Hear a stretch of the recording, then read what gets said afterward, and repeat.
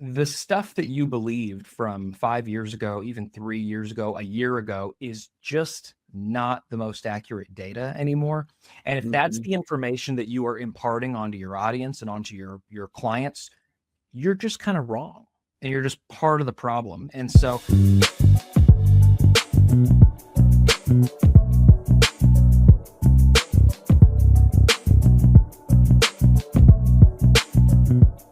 Hello, good morning, everyone. Happy Wednesday. I'm Justin Nimergood, your host of the Real Estate Rockstars. I'm so thrilled for the guests that we have on with us today. Today's guest brings no nonsense, common sense approach to real estate, technology, and modern home ownership. Thomas Eaves is a real estate professional, tech entrepreneur, and author who's focused on removing friction and misinformation for first-time buyers and ambitious professionals. Based in Dallas, Thomas recently released his first book, Millennial's Guide to Home Ownership, a practical and relatable playbook designed to help first-time homebuyers cut through analysis paralysis, understand the real path to ownership, and make confident decisions without the fluff.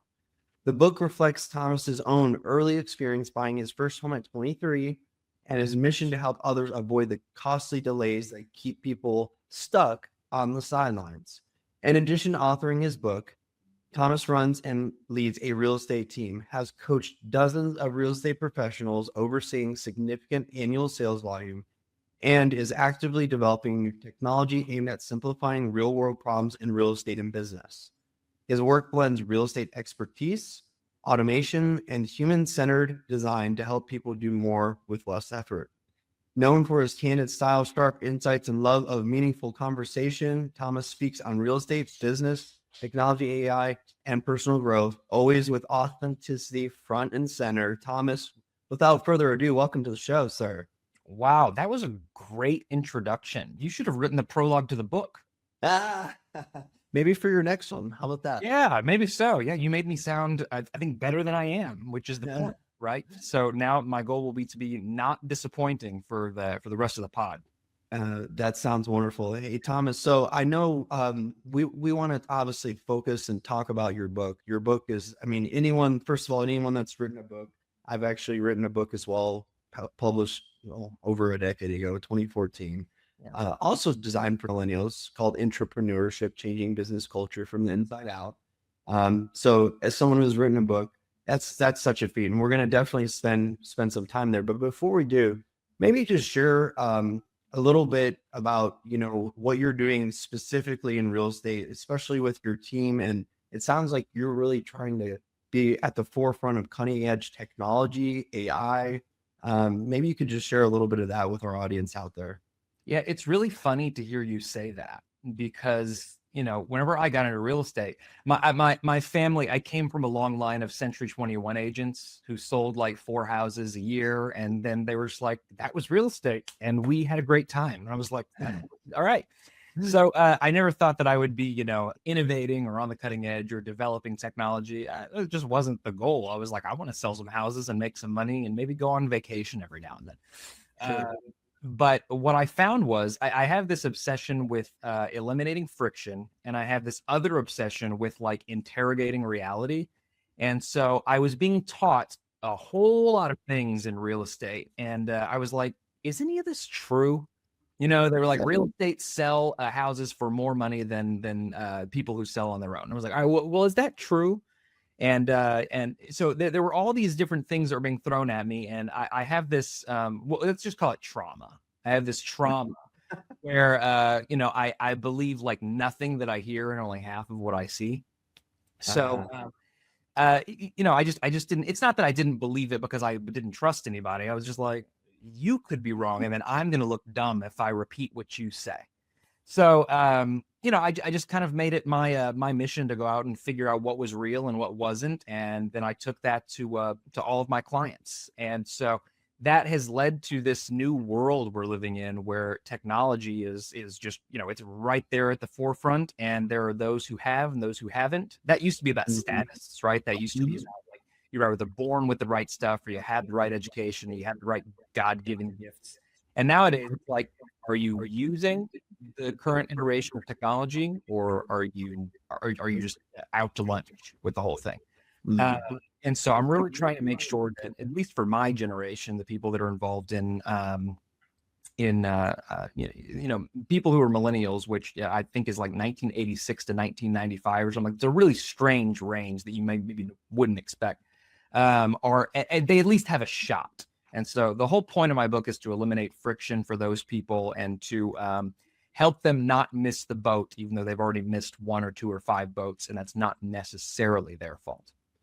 Yeah, it's well said, and you bring up a point, something that I actually talked about in my book over a decade ago, which was the millennial generation is the first generation, I think, in recent modern time. I mean, this goes back to the like the lost generation, even before the lost generation, right?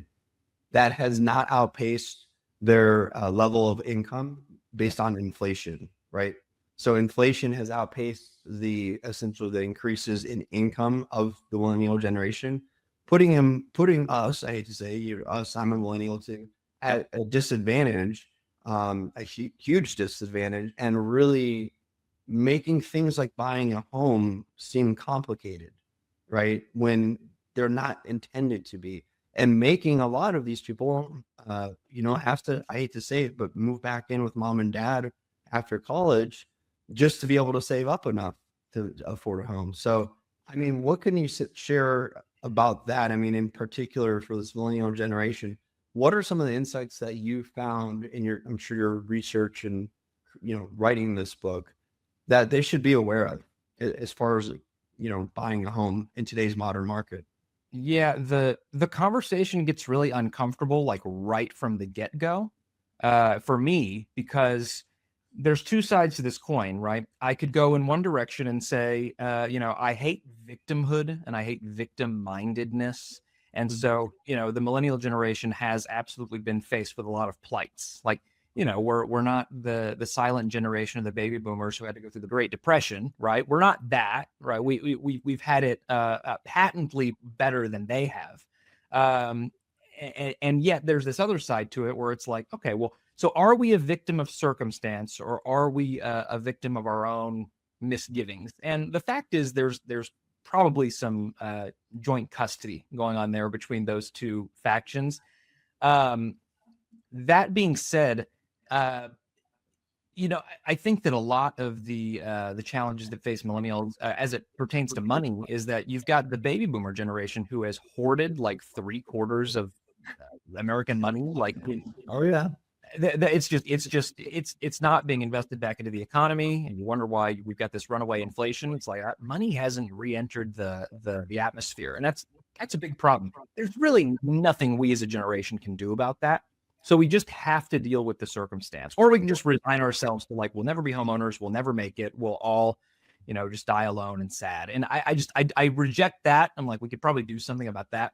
And so, the book, I think, does an okay job of explaining like, hey, this is the circumstance. I'm not arguing with you. I'm not arguing that you need to buy a house yesterday, that you should have bought one 10 years ago. And I'm not making any arguments. I'm not even arguing that you should do it, right? I think the number one reason people should buy a house is because they want to. Yeah. And there's this whole idea of like, well, it's a good investment or it's a bad investment, or you're going to earn equity or you're not. And I'm like, that's actually not the point at all. The reason that I bought a house is because I wanted a dog. I was a real estate agent, by the way. I was a real estate agent when I first bought my house, and I didn't understand equity. I didn't know what that meant. I was just like, no, my landlord won't let me have a dog, and the walls in my house are brown, and I'd like them to be gray, millennial gray. Okay. So Millennial. I like it. That's why I bought a house. And so, and by the way, that's a totally valid reason. Totally valid reason to buy a house. So that's why I did it. What I didn't realize until I had been living there for like 3 or 4 years was that like, oh, wait a minute. It's worth like twice what I paid for it. And so that means I could sell it and then I'll have that money.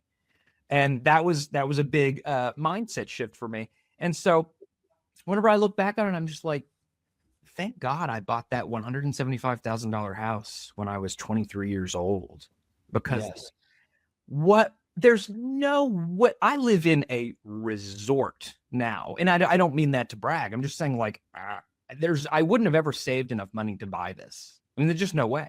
There's just no way.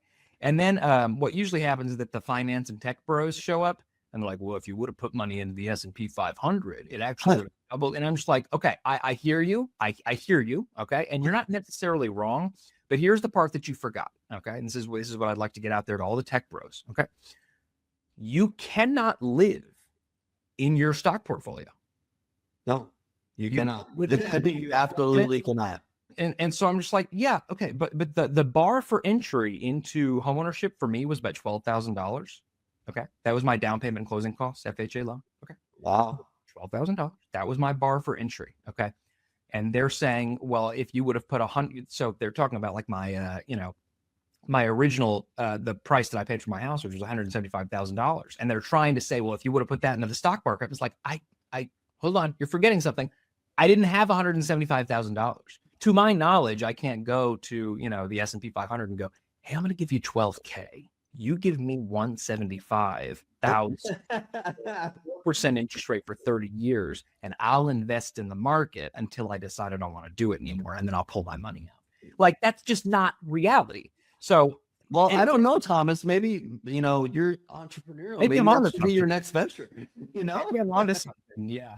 If I was a smarter person, I could probably figure something like that out.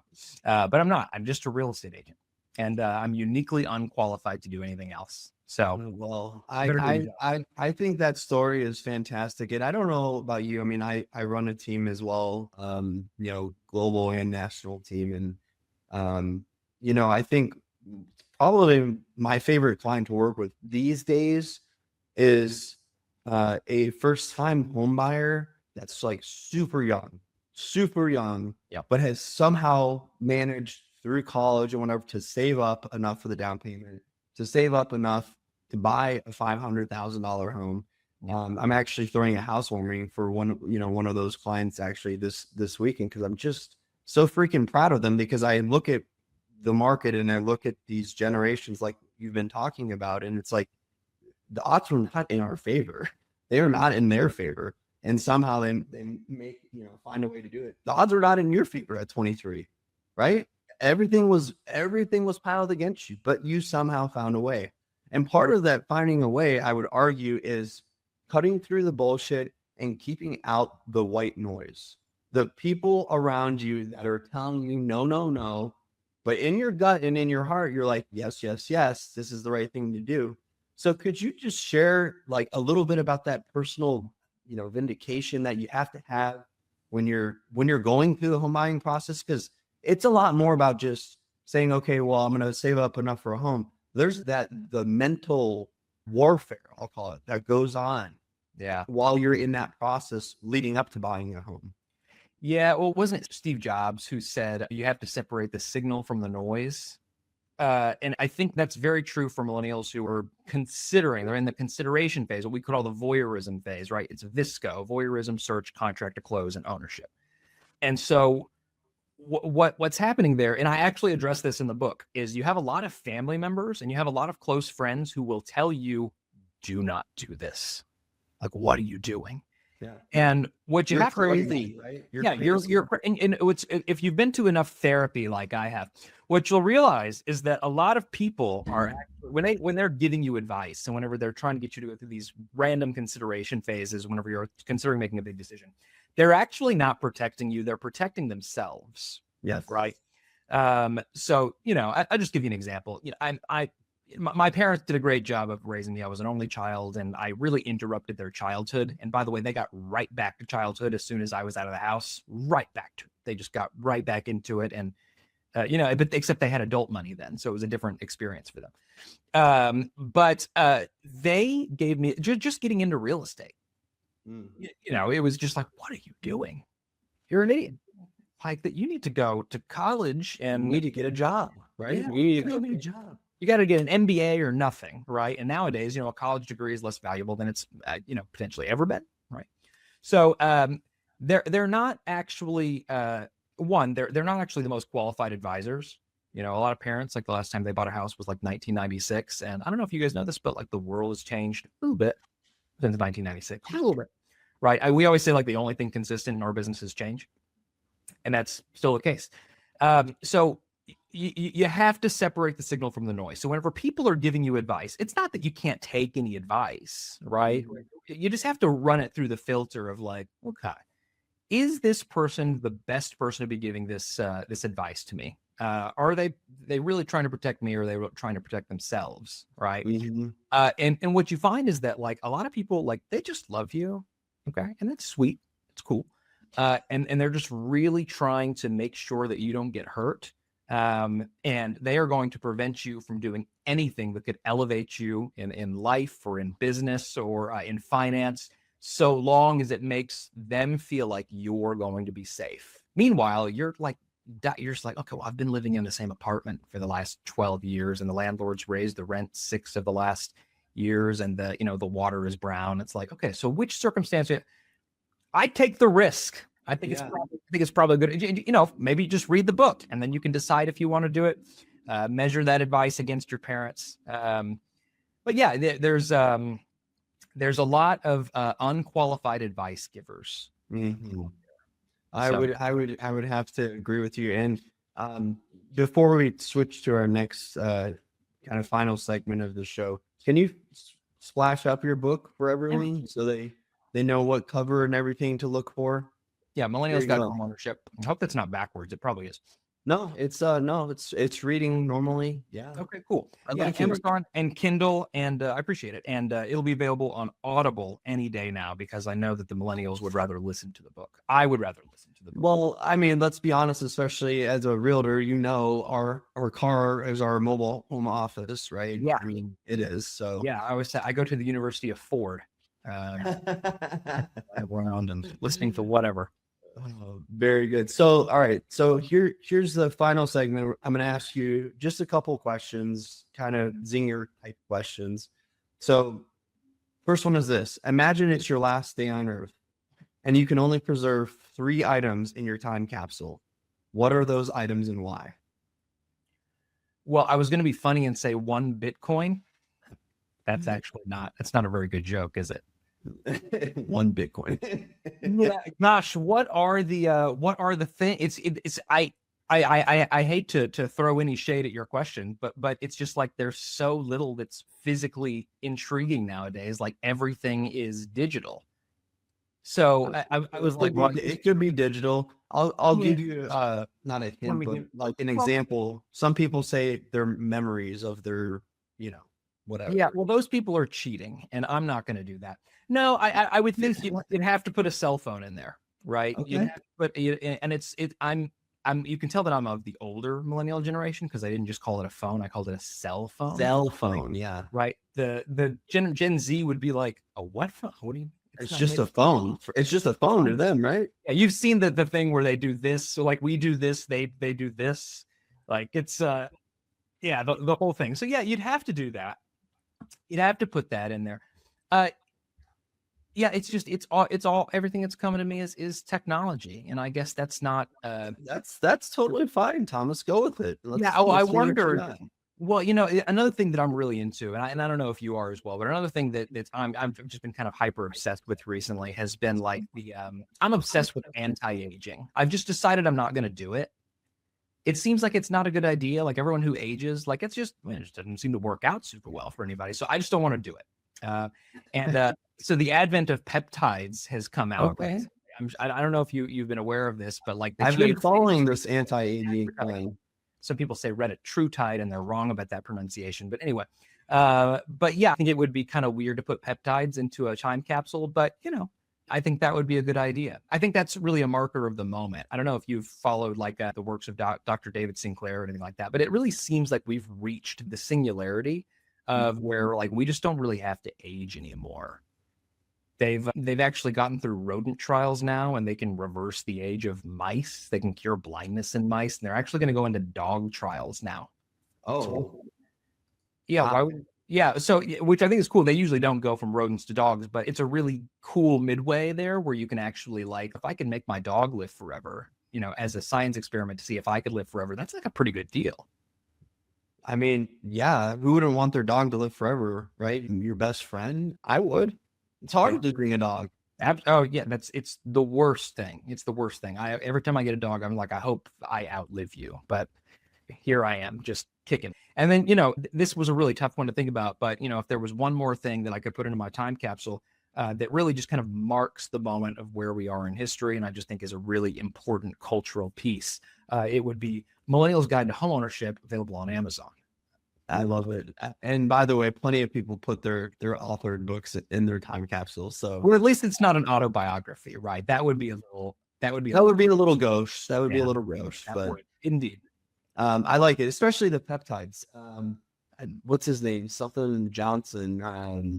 The gentleman, I'm sure you've seen him on TikTok and Instagram and LinkedIn, and he's all out there. He's Brian Johnson. Dr. Byron. Yeah. Yep. Yeah, he's the one that's like, I mean, I think he's kind of at the forefront of that, and he's like 15 years younger than his actual age and whatnot. I mean, there's some really cool stuff going on in that space right now. A really strange fellow, the way he compares himself with his son and stuff. I'm just like, Dad, this is a little invasive personally, but it's all really, really cool. And we're reaching the point where it's not like that guy's suddenly not crazy. If I had watched that guy 5 years ago, I would have been like, that guy's a nutcase. And now I'm like, oh no, like we've actually got a lot of data to back this up. Like, it's actually semi-fascinating now. And you don't have to be a billionaire to do it anymore, which is cool. Very cool. It's very cool. All right. So final question for you. What is your definition of a real estate rock star? I think that a real estate rock star is a person who does not accept the status quo, right? We've joked about it, but the only thing consistent in real estate is change. And I would say that, the real marker of where we are in history right now is constant change, like every day, all the time. So the stuff that you believed from 5 years ago, even 3 years ago, a year ago, is just not the most accurate data anymore. And if that's the information that you are imparting onto your audience and onto your clients, you're just kind of wrong, and you're just part of the problem. And so, I love real estate agents. I think that it takes a lot to take yourself out of a comfortable environment and go into being an entrepreneur and really put yourself out there. Like it's vulnerable in a whole bunch of different ways, financially and socially and otherwise. And so I really love these people who have dedicated themselves to doing that. But at this point, you have to take the respect. You're a public figure now. Okay. So you got to be responsible enough to keep yourself at the forefront and make sure that you're operating from the best data. And in this day, that changes by, the week. Oh yeah. I mean, 100%. And I couldn't agree with you more, right? As someone that strives to be non-status quo myself, right? Because we're trying to constantly set a new bar, right? A new level of success out there in the marketplace. So, well, there you have it, folks. An absolute masterclass from Mr. Thomas Eaves here today. Thomas, where can people find and connect with you? Yeah, a great place to start would be millennialhomebook.com. That's got contact information for me, links to all my socials, and of course, a link to the book, should you choose to buy it. And I just appreciate it. Yeah, there you go, folks. Buy the book. This is going to be a must read. I have a feeling it might be a New York Times bestseller. So we will see. We'll have him back on, later on this year, early next year, and we'll see where things are at. Maybe he's touring the country with his book. So anyway, Thomas, thank you so much for coming on. Really appreciate it, folks. Another great episode. We'll be here again, same time, same place next week. And I'm Justin Nimergood, and we're signing off. Bye-bye, everyone.